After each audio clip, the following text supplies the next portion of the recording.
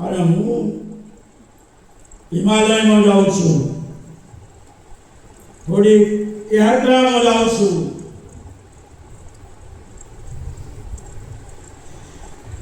તો થોડાક દી ગોરખનાથને આશ્રમમાં રહેવાનું કહે છે. કષ્ટ ઋષિ હિમાલયમાં યાત્રા કરવા નીકળી પડ્યા છે. અહીંયા આશ્રમની રાહ જોઈ રહ્યા છે. ક્યારે આ આશ્રમને કપટ કરવું છે, કપટનો રસ્તો બનાવી રહ્યો છે આ કષ્ટ મુનિ. પણ એની સામે ગોરખને આપી છે ગાદી. થોડાક સમય આશ્રમની રક્ષા કરવા માટે કોઈ કપટના વિવેકમાં વિકેટ થઈ રહ્યું છે. એક એવું મહાન યજ્ઞ થવાનો લીધો છે આશ્રમની અંદર. ગોરખજી આ આશ્રમની અંદર શિષ્યોની સાથે ઘણા બહારથી શિષ્યો આવે છે, ઘણા સાધુઓ આવે છે અને મોટો યજ્ઞ થઈ રહ્યો છે. કષ્ટમુનિ વિચાર કરે છે કે આજ બરોબરનો મોકો છે, આજનો મોકો આપણે લઈએ. આજના મોકાનો આપણે આ આશ્રમને તનને ભંગ કરી નાખીએ. ત્યારે એનું કષ્ટમુનિ વિકરાળ રૂપ ધારણ કરી લે છે. વિકરાળ રૂપ ધારણ કરે આ યજ્ઞનો બંધ કરાવવા માયા વીર વચન ધરીને ધ્યાન ધરી વચન ધરી આ કષ્ટ મુનિ પોતાની વિપરીત બુદ્ધિ, જ્ઞાન બુદ્ધિ મૂકીને વિપરીત બુદ્ધિ, કષ્ટ બુદ્ધિ પ્રવેશ કરી દે છે અને શિષ્યોને ભગાડે છે, યજ્ઞ બંધ કરાવવા પ્રયત્ન કરે છે. એટલાનો આ ગોરખ આવી જાય છે. ગોરખ આવી જાય છે અને યજ્ઞને બંધ કરાવતા દબાવવા ગોરખ આવી જાય છે અને કહે, કષ્ટ મુનિ શું કરી રહ્યા છો? આ આશ્રમની અંદર ફરી તમે આ આશ્રમની અંદર વિપર્તન કરી રહ્યા છો.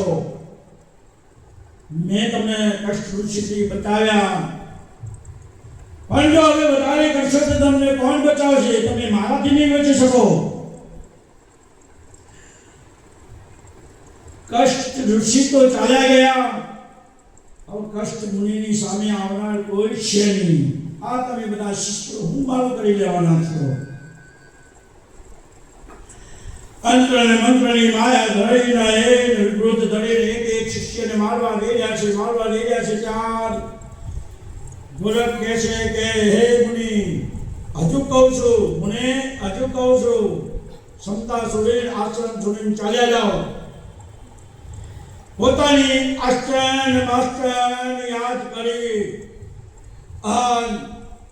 એની વિભૂતન માયા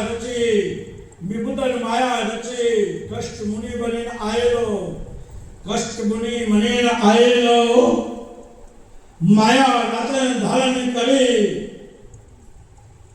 હે અત્રમ મંત્રમ શુક્લાચાર્યમ, મંત્ર ગુરુને યાદ કરી પાઠ સ્વરૂપ ધારણ કરી લે છે. અને પછી ખબર પડે છે આ તો રાક્ષસની માયા ધારણ કરી છે.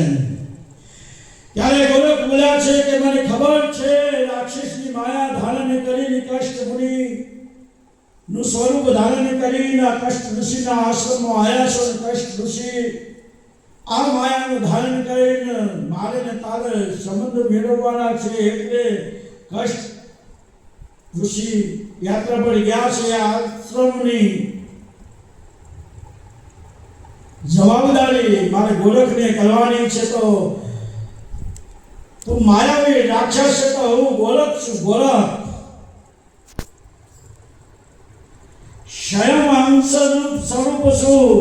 અંતર મંત્ર એક યુદ્ધ એકબીજાનો યુદ્ધ તંત્ર ચાલુ રહ્યું, એકબીજાનો યુદ્ધ તંત્ર ચાલુ રહ્યું.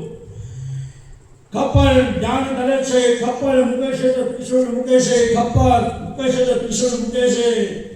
પેલો રાક્ષસની માયા ધારણ કરી ગોળક કરી, હે ગોળક તુજે નહીં છોડુંગા. ગુજરાતીમાંથી હિન્દી આવી ગયા છે. કષ્ટમુનિ मैं शप मारूंगा.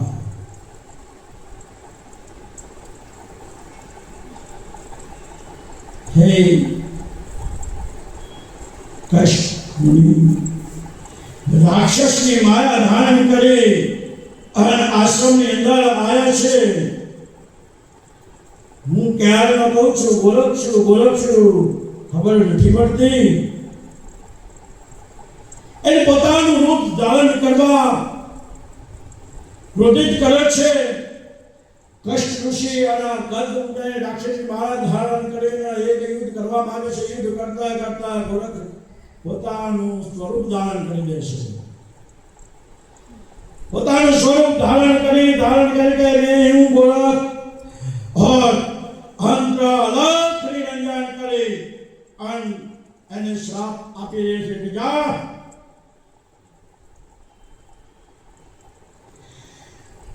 જળની અંદર પાતાળની અંદર તું સૂક્ષ્મ રૂપ ધારણ કરીને વિરાજમાન થઈ જા. આ પૃથ્વી છોડી દે, આ યુગ છોડી દે, પૃથ્વી છોડી દે, યુગ છોડી દે અને જળની અંદર તું સમાધિનો લિંગ થઈ જા. હું તને શ્રાપ આપું છું. જળની અંદર તું લિંગ થઈ જા, સ્વસ્થ સ્વરૂપ ધારણ કરી જા. તું રાક્ષસમાંથી એક અસ્થિ રહીશ, વર્તુળથી રહીશ, પાતાળમાં રહીશ. તું યોગ સ્વરૂપ જાગૃત થશે. કષ્ટ ઋષિ આવશે, જશે, હું આવીશ, જઈશ, અવતાર ધારણ કરશે, ઋષિ અવતાર ધારણ કરશે, જશે. સમયને લાગ લેજે, યુગ બદલાતા રહેશે. કલયુગનો સમય, કલયુગની વિપત્તિ આવશે. હું ગોરખ પાછો આવીશ. ચાલ તું આવજે, તને સ્વયં મારું સ્વરૂપ ધારણ કરી હું તને એક વર્ષ કરી જા. મારો શ્રાપ છે તું જળની અંદર જા. ગોરખ શ્રાપ આપી દે છે. સૂક્ષ્મ રૂપ પાતાળમાં, જળની અંદર પાતાળમાં રાક્ષસનું રૂપ ધારણ કરી કષ્ટમુનિ જતા રહે છે. સમય જતા સમયને અંતકાલ રહેતે. સમય બહુ સારો હોય છે. ગુરુ ના કોઈ નાના પ્રશ્ન નથી હોતા, શિષ્યના કોઈ નાના પ્રશ્ન નથી હોતા.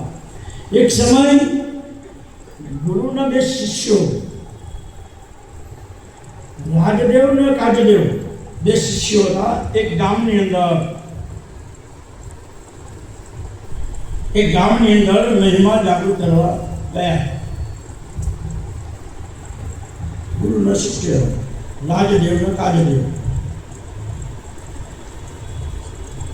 રાજદેવને નિયમ હતો, ગુરુને રોજ જમાડ્યા પછી જમવું, ગુરુને આદભક્ત સેવા એમની કરે, એમને નિંદન આવ્યા પછી શું. રાજદેવ કેમને આપી પોતાની સેવા ચાલુ કરવી. આ ગુરુના બે શિષ્ય રાજદેવનું ખૂબ ભક્તિમય હતું. રાજદેવ થોડા અર્પણમાં હતા, સેવા કરતા હતા, પણ અર્પણમાં સેવા કરતા હતા. આ ગામની અંદર વિભૂત સમય જ્ઞાન આપવા માટે ગુરુદેવ ગયા હતા. ભક્તો અને શિષ્યો બનાવવા. ત્યારે સમય સાથે મોડી રાત